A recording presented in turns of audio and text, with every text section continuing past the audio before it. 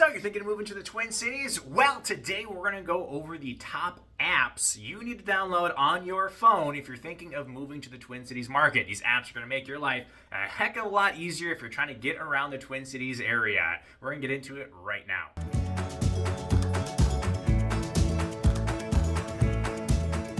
So if you're new to the channel, my name is Steve. I'm a team lead for the Three Rivers real estate team based out of the Twin Cities right here in Minnesota. We produce content for people just like you looking to move, so you have all the knowledge you need to make the best decisions for you and your situation.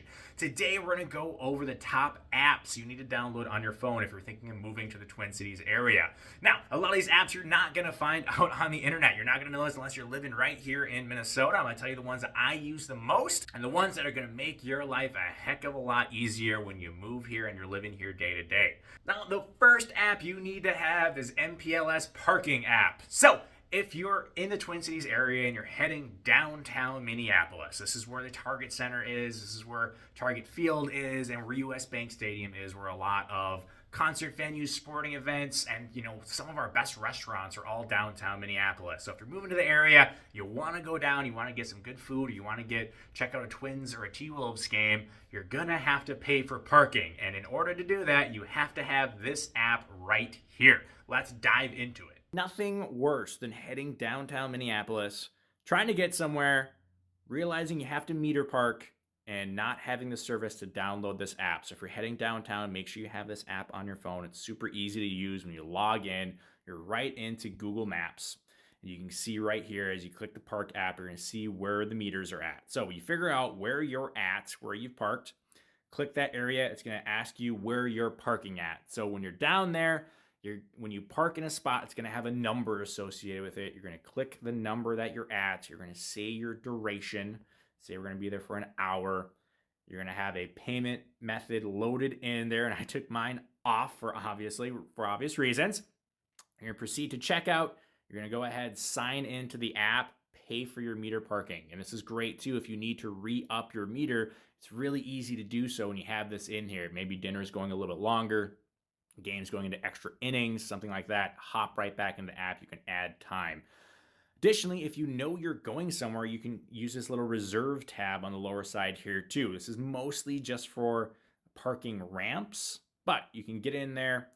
You have an event coming up. You can go into the futures tab here, Target Center, see what it's going to be, lock yourself in there, get it done early so you don't have to worry about trying to get down there, finding a spot. You can get it prepaid, set up, ready to go. This is set up for April 8th at 5 o'clock at Target Center. If I want to head down there, T-Wolves game or something like that, I can get it all paid for in advance. All right, the next app you need to have is the MN511 app. This is the Minnesota Department of Transportation's app. This one is so useful, especially if you find yourself traveling out of it into an area you don't normally travel through. So maybe you live in Lakeville and you want to head to Andover, go north of the river. You don't make that trek a lot. You don't know what highways are closed, anything like that. Additionally, if there's bad weather, inclement weather, this is going to kind of tell you what's happening in those areas. So let's hop right into the app. As soon as you log into the app, there's so much useful information right away. You can kind of see right here where there are some slowdowns or some road constructions or closures. So if we kind of zoom in on this one, this is the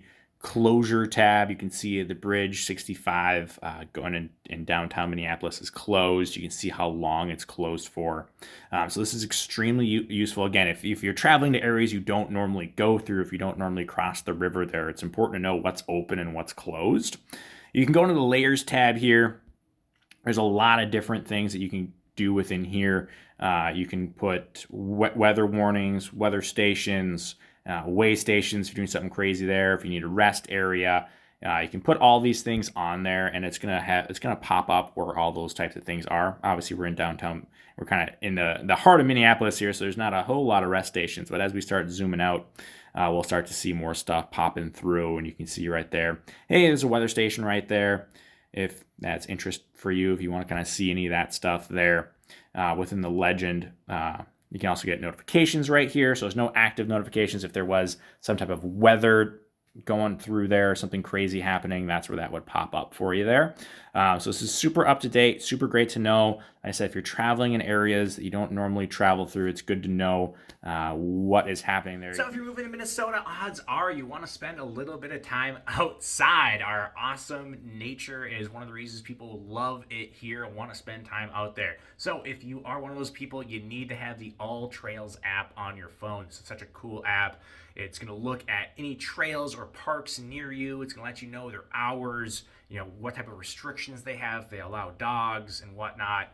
So super cool, helps you utilize things that are right around you. And honestly, sometimes you're going to find parks that you never even knew existed through this app. And you can find some really cool atmospheres, parks, and trails just from utilizing this. So let's hop right into it. All right, so as soon as you pop into the app right here, it's gonna display what's close to you as far as top trails, how far away it is, some of the best views nearby, best activities. So if you're looking to hike, mountain bike, trail run, backpack, whatever, you can search from that way. As well as, hey, I want to maybe do something more on the weekends, a little more geared towards that, waterfalls nearby, all of that cool stuff. So as soon as you pop into it, this is Meadow Trail Park. You can see it's an easy park. It's labeled there, 4.3 stars. You can see the length of it, elevation, route type. You can preview the trail. You can see on the maps here kind of where the trail is going. You can download it, bring it with you. See the elevation. Again, conditions, nothing to say in the last 7 days. Unfortunately, I'm filming this right basically in the middle of winter, well, early spring, but we've had a lot of snow on the ground, so not a lot to report on a lot of this stuff. But you can see some people chime in here from 2 months ago, 3 months ago, kind of where things are at. And then as you get into more of the summer months, you'll get more people chiming in as they go there, let you know more of the conditions that are on there. You can see here, dogs are okay, kid friendly, great for snowshoeing, walking, wildflowers and wildlife. So you can see all the things the park has to offer within there as well. If you want to get there, you can get the paid version, which will get you directions. You can get directions this way. There's added stuff if you go through here within the park itself if you do the paid version. But you don't have to do that to utilize everything that's on here as well. Obviously, you can share with friends, you can download it, have it with you there. But just a really cool app to utilize all the things around you that you can kind of see. Again, like I said, there's a lot of stuff here in Minnesota that you just don't even know about. This app definitely helps, kind of broaden your horizons, show you some stuff that maybe you didn't even know existed in your backyard. All right, the last app you need in your arsenal if you're thinking of moving to Minnesota is a way to look for homes that are for sale. And you want to make sure your app is directly tied into the MLS multiple listing service. I'm going to show you our app here at Three Rivers that we have that ties right into our IDX feeds. So you're getting the most up-to-date information as homes that are hopping on the market. Some apps are not built like this. There are some big name apps that don't update their statuses a whole lot because, again, they want you to spend time on their app searching through homes that are there. And if they're constantly taking homes off that are selling really, really quickly, you don't spend a lot of time on their app. So make sure the apps that you're using when you're looking for homes for sale are up to date. They're directly tied right into the MLS, so you're not getting bad data. And if you want to go see something, you can for sure know that it's for sale. So I'm going to walk you through what our app looks like. There's a couple of other ones out there. If you need one, drop us a comment down below. Happy to point you in the right direction. In right to our home search app, and like I said, if you're working with a realtor, odds are they have their own app as well. A lot of them look very, very similar. They're pretty much all going to be tied into the MLS, and you're going to be able to see what's for sale. Click on the information with the home, see some pictures, see where it is, make sure the status here is active. Like I said, you really need to be careful with this if you're using some of the mainstream apps, the big companies. They don't always update these statuses. So make sure you're getting a app through a realtor that is tied right into the MLS. So you're getting the most up-to-date information. And as you're going through this, typically you can search within a city. You can make saved searches. You can make filters. You can set the filters however you want to make them. So on this one, you can come in here. If you just want to see things that have open houses, things that are active, coming soon, you can make that happen. Set your beds and baths. Set your price range, square footage, type of home that you're looking for. lot size, if that's important. You can apply all these filters so you're only looking for the things that you really want to see when you're in here. If you're only approved up to 650, doesn't make you a whole lot of sense to checking out stuff in the millions, although sometimes it is really fun to just kind of browse and see some of the cool houses that are listed on the market at any given time.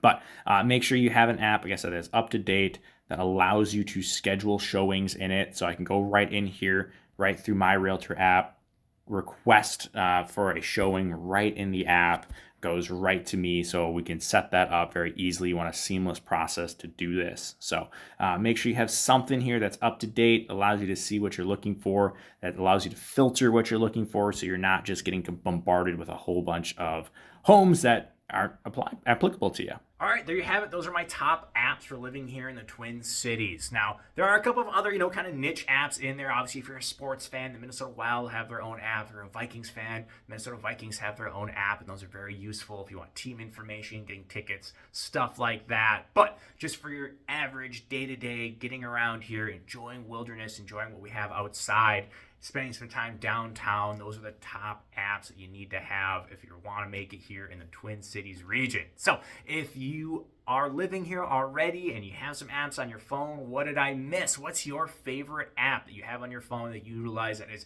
specific to us here in the Twin Cities? Let us know in the comments below. Would love to add them if I redo this video sometime. If you have other questions about Twin Cities or buying a house in the Twin Cities market, feel free to reach out, call, text, or email. Our contact information is always below. Till next time, talk later.